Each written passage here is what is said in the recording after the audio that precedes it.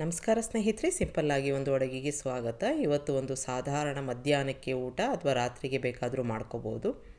ಮೆಂತ್ಯ ಸೊಪ್ಪಿನಿಂದ ಒಂದು ಚಪಾತಿ ಮಾಡ್ತಾಯಿದ್ದೀನಿ, ಒಂದು ಸಾಧಾರಣ ಪಲ್ಯ, ಅದ್ರ ಜೊತೆಗೆ ಹೊಂದ್ಕೊಂಡಂತೆ ಒಂದು ರಾಯ್ತ ಮಾಡ್ತಾಯಿದ್ದೀನಿ. ತುಂಬ ರುಚಿಯಾಗಿರುತ್ತೆ, ತುಂಬ ಹಗುರವಾಗಿ ಕೂಡ ಇರುತ್ತೆ.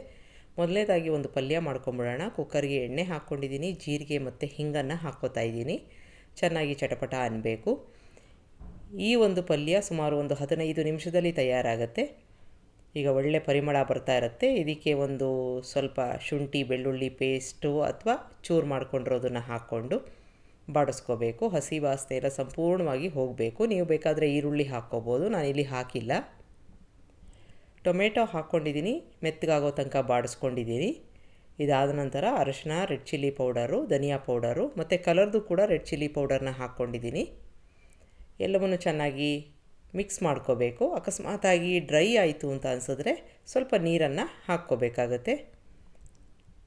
ಈಗ ಎಲ್ಲವನ್ನು ಬಾಡಿಸ್ಕೊಂಡು ನೀರು ಹಾಕ್ಕೊಂಡು ಅದು ಸಣ್ಣದಾಗಿ ಕುದಿ ಬಂದು ಎಲ್ಲವೂ ಹೊಂದ್ಕೊಂಡಿದೆ ಅಂತ ಆದರೆ ತರಕಾರಿನ ಹಾಕ್ಕೋಬೋದು. ಈಗ ನಾನು ಸಿಪ್ಪೆ ತೆಗೆದು ಹೆಚ್ಕೊಂಡಿರೋ ಆಲೂಗೆಡ್ಡೆ, ಬಟಾಣಿ ಹಾಕ್ಕೊಂಡು ಮಿಕ್ಸ್ ಮಾಡ್ಕೋತಾ ಇದ್ದೀನಿ. ಈಗ ಇದಕ್ಕೆ ಹೊಂದ್ಕೊಂಡಂತೆ ರುಚಿಗೆ ತಕ್ಕಷ್ಟು ಉಪ್ಪು, ಗರಂ ಮಸಾಲ ಜೊತೆಗೆ ನೀರನ್ನು ಹಾಕ್ಕೋಬೇಕು. ಈಗ ಎಲ್ಲವನ್ನು ಮಿಕ್ಸ್ ಮಾಡಿಕೊಂಡು ನೀರು ಹಾಕ್ಕೋತಾ ಇದ್ದೀನಿ. 1 ಗ್ಲಾಸಷ್ಟು ನೀರಾದರೆ ಸಾಕಾಗತ್ತೆ. ಮೀಡಿಯಮ್ ಊರಿನಲ್ಲಿ 2 ವಿಷಲ್ಲು ಕೂಗಿಸ್ಕೋಬೇಕು. ನೋಡಿದ್ರಲ್ಲ, ಬೇಗ ರೆಡಿಯಾಗೋ ಒಂದು ಪಲ್ಯ, ಬೆಳಗಿನ ಗಡಿಬಿಡಿಗೆ ಬೇಗ ಆಗುತ್ತೆ. ಈಗ ಕುಕ್ಕರ್ ಸ್ಟೀಮು ತಂತಾನೇ ಇಳಿದಿದೆ. ನೋಡ್ಕೊಳ್ಳೋಣ.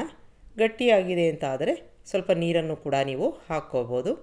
ಕೊನೆಯದಾಗಿ ಕೊತ್ತಂಬರಿ ಸೊಪ್ಪು ಹಾಕ್ಕೊಂಡು ಮಿಕ್ಸ್ ಮಾಡಿಕೊಂಡ್ರೆ ತುಂಬ ಸಾಧಾರಣವಾದ ಒಂದು ಪಲ್ಯ, ಆದರೆ ಅಷ್ಟೇ ರುಚಿಯಾಗಿರುತ್ತೆ. ಒಂದು ಸಲ ಮಾಡಿ ನೋಡಿ. ಈಗ ನಾನು ಮೆಂತ್ಯ ಸೊಪ್ಪಿನಿಂದ ಒಂದು ಚಪಾತಿ ಮಾಡ್ತಾಯಿದ್ದೀನಿ. ಈಗ ಮೆಂತ್ಯ ಸೊಪ್ಪನ್ನು ನಾನು ಒಂದು ಪಾತ್ರೆಗೆ ಹಾಕ್ಕೊಂಡು ಅದನ್ನು ತೊಳ್ಕೊತಾ ಇದ್ದೀನಿ. ಒಂದು 2-3 ಬಾರಿ ತೊಳ್ಕೊಬೇಕಾಗತ್ತೆ. ಈಗ ನೀರನ್ನು ಹಾಕ್ಕೊಂಡು ಸ್ವಲ್ಪ ಉಪ್ಪನ್ನು ಹಾಕ್ಕೊಂಡು ತೊಳ್ಕೊತಾ ಇದ್ದೀನಿ. ಅದರಲ್ಲಿರೋ ಧೂಳು ಮಣ್ಣು ಎಲ್ಲ ಹೊಟ್ಟೋಗುತ್ತೆ ಚೆನ್ನಾಗಿ. ಈ ರೀತಿಯಾಗಿ ಬರೀ ಎಲೆನ ತಗೊಂಡು ನೀವು ಮಾಡ್ಕೋಬೇಕು. ಈಗ ಒಂದು ತೂತು ಪಾತ್ರೆಗೆ ಅದನ್ನು ಹಾಕ್ಕೊಂಡು ನೀರನ್ನೆಲ್ಲ ಬಸಿದು ಚೆನ್ನಾಗಿ ನೀರಿನ ಅಂಶ ಎಲ್ಲ ಹೊಟ್ಟೋಗಿದೆ ಅಂತಾದರೆ ಹೆಚ್ಕೋಬೇಕು. ಈಗ ನಾನು ಒಂದು ಪಾತ್ರೆಗೆ ಹಾಕ್ಕೊಂಡಿದ್ದೀನಿ, ನೀರೆಲ್ಲ ಹೊಟ್ಟೋಗುತ್ತೆ. ಈಗ ಒಂದು ಹಿಟ್ಟನ್ನು ಕಲಿಸ್ಕೋತಾ ಇದ್ದೀನಿ. 2 ಕಪ್ನಷ್ಟು ಗೋಧಿ ಹಿಟ್ಟು ಹಾಕ್ಕೊಂಡು ಒಂದು 3 ಟೇಬಲ್ ಸ್ಪೂನ್ನಷ್ಟು ಕಡಲೆ ಹಿಟ್ಟನ್ನು ಹಾಕ್ಕೊಂಡು ಅರಿಶಿನ, ರೆಡ್ ಚಿಲ್ಲಿ ಪೌಡರು, ಇದು ಖಾರದ್ದು ಹಾಕ್ಕೋತಾ ಇದ್ದೀನಿ, ಧನಿಯಾ ಪೌಡರ್ ಹಾಕ್ಕೋತಾ ಇದ್ದೀನಿ. ಇದಾದ ನಂತರ ಓಂ ಕಾಳು ಹಾಕ್ಕೋತಾ ಇದ್ದೀನಿ. ಇದಕ್ಕೆ 1 ಸ್ಪೂನ್ನಷ್ಟು ಬಿಳಿ ಎಳ್ಳು, ರುಚಿಗೆ ತಕ್ಕಷ್ಟು ಉಪ್ಪು, 1 ಸ್ಪೂನ್ನಷ್ಟು ಎಣ್ಣೆನ ಹಾಕ್ಕೋತಾ ಇದ್ದೀನಿ. ಈ ಒಂದು ಚಪಾತಿ ನೀವು ಬೇಕಾದರೆ ಟೀ ಜೊತೆ ಕಾಫಿ ಜೊತೆ ಕೂಡ ತಿನ್ಬೋದು.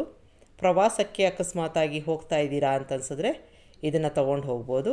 ತುಂಬ ರುಚಿಯಾಗಿರುತ್ತೆ. ಈಗ ಎಲ್ಲವನ್ನು ಮಿಕ್ಸ್ ಮಾಡಿಕೊಂಡು ನಾವೀಗಾಗಲೇ ಕಟ್ ಮಾಡ್ಕೊಂಡಿರೋ ಒಂದು ಮೆಂತ್ಯ ಸೊಪ್ಪನ್ನು ಇದಕ್ಕೆ ಹಾಕ್ಕೊಂಡು ಮಿಕ್ಸ್ ಮಾಡ್ಕೋಬೇಕು. ಆನಂತರ ಎಷ್ಟು ಬೇಕೋ ಅಷ್ಟು ನೀರನ್ನು ಹಾಕ್ಕೊಂಡು ಒಂದು ಮೃದುವಾದ ಹಿಟ್ಟನ್ನು ಕಲಿಸ್ಕೋಬೇಕಾಗತ್ತೆ. ಈಗ ಸ್ವಲ್ಪ ಸ್ವಲ್ಪ ನೀರನ್ನು ಹಾಕ್ಕೋತಾ ಇದ್ದೀನಿ. ಹಿಟ್ಟನ್ನು ಕಲಿಸ್ಕೊಂಬಿಡೋಣ. ಇದನ್ನು ನೆನೆಯೋಕ್ಕೆ ಇಡೋ ಅವಶ್ಯಕತೆ ಇಲ್ಲ. ನೀವು ಕಲಸಿದ ತಕ್ಷಣ ಮಾಡೋ ಅಂಥ ಒಂದು ಚಪಾತಿ ಅಷ್ಟೇ ರುಚಿಯಾಗಿರುತ್ತೆ. ಒಂದು ಸಲ ಮಾಡಿ ನೋಡಿ. ಈಗ ಕಲಿಸ್ಕೊಂಡಿದ್ದಾಗಿದೆ. ಇದರಲ್ಲಿ ನಿಮಗೆ ಯಾವ ಸೈಜಿನ ಚಪಾತಿ ಬೇಕೋ ಅಷ್ಟು ಹಿಟ್ಟನ್ನು ತಗೊಂಡು ಒಣ ಹಿಟ್ಟಿನಲ್ಲಿ ಅದ್ಕೊಂಡು ತೆಳ್ಳಗೆ ಲಟ್ಟಿಸ್ಕೋಬೇಕು. ಇದು ನೀವು ಬೆಳಗ್ಗೆ ಲಂಚ್ ಬಾಕ್ಸ್ಗೆ ಕೂಡ ಮಾಡ್ಬೋದು. ಈಗ ಈ ಥರ ತೆಳ್ಳಗೆ ಲಟ್ಟಿಸ್ಕೊಂಡಷ್ಟು ರುಚಿಯಾಗಿರುತ್ತೆ. ಇದರಲ್ಲಿ ಪದರ ಹಾಕೋ ಅಂಥದ್ದು ಅಥವಾ ಎಣ್ಣೆ ಹಚ್ಚೋ ಅಂಥದ್ದು ಯಾವುದೂ ಇಲ್ಲ. ಈಗ ತೆಳ್ಳಗೆ ಲಟ್ಟಿಸ್ಕೊಂಡಿದ್ದೀನಿ. ಇಷ್ಟಾದರೆ ಸಾಕು.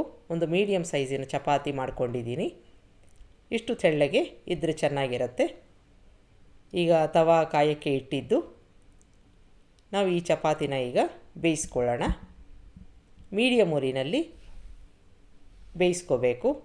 ಈಗ ಒಂದು ಬದಿಯಲ್ಲಿ ಆಗಿದೆ ಸ್ವಲ್ಪ ಅಂತಾದರೆ ಸ್ವಲ್ಪ ಎಣ್ಣೆನ ಹಾಕ್ಕೊಂಡು, ನೀವು ತುಪ್ಪ ಬೇಕಾದರೂ ಹಾಕ್ಕೋಬೋದು.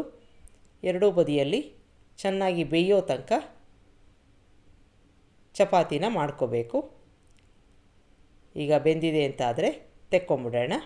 ಇದೇ ರೀತಿ ಉಳಿದ ಹಿಟ್ಟಿನಿಂದ ಚಪಾತಿ ಮಾಡ್ಕೊಳ್ಳೋ ಅಂಥದ್ದು. ಇಲ್ಲಿ ಒಂದು ಮೊಸರಿಗೆ ನಾನು ತುರಿದಿರೋ ಒಂದು ಮೂಲಂಗಿ, ಕೊತ್ತಂಬರಿ ಸೊಪ್ಪು ಜೊತೆಗೆ ಉಪ್ಪನ್ನು ಹಾಕ್ಕೊಂಡಿದ್ದೀನಿ.